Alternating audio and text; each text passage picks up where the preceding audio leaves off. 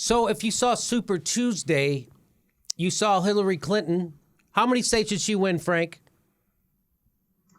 Hillary Clinton, I believe, won 7 states. She won 7 states. 7 states. Bernie Sanders won 5 states, right? So he won Vermont, Colorado, Minnesota, Oklahoma. That's 4 states.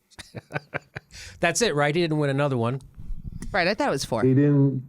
Yeah, it was 4. He came close in Massachusetts. Yeah, but. so she won 7, he won 4. They pretty much tied in Massachusetts. So I want to let you know that the Super Tuesday primary system is front-loaded with states that are designed to squash a progressive. What do you mean? Well, it used to be in Super Tuesday. California was in Super Tuesday. Used to be New Jersey was in Super Tuesday. Used to be Illinois was in Super Tuesday. They've switched it all up so they can squash a progressive challenge to the status quo. And that's exactly what they did. That's why it's front-loaded this way. That's why Hillary Clinton was kicking ass in all those states that never go Democratic in the general election. She's winning in all those states that are irrelevant to a Democratic victory in the general. Yes, she's winning in places like Georgia. Woo! In South Carolina, those hotbeds of liberalism. No, that's not what's going to win it for her, okay? And that's why California's not in it, New Jersey's not in it, which is ridiculous that we let a handful of southern states determine what momentum is. So now everybody in the mainstream news media is like, well, it's all over because Hillary won all these states that they'll never win in the general election.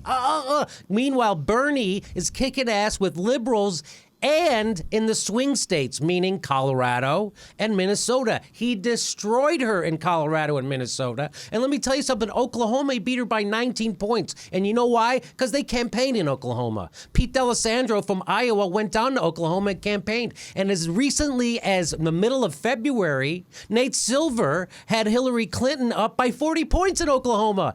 He turned it around, beat her by 19 points.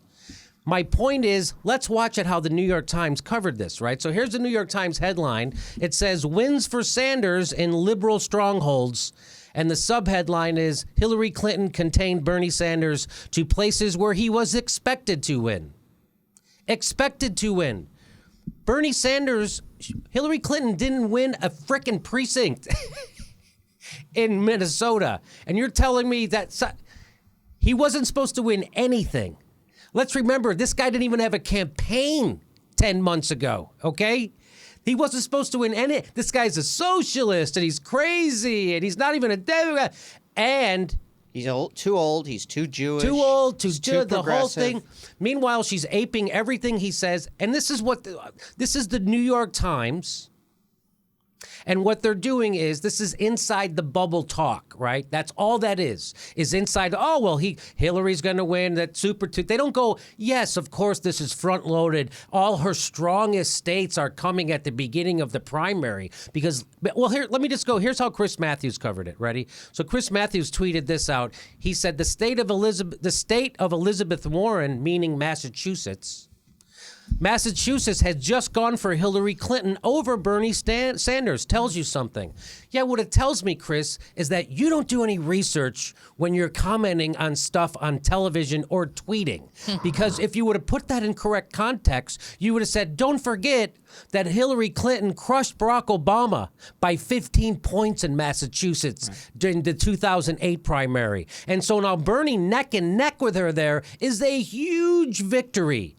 He pretty much got her to a tie in Massachusetts. So that means the only states that she won were southern frickin' states. And he won Oklahoma anyway.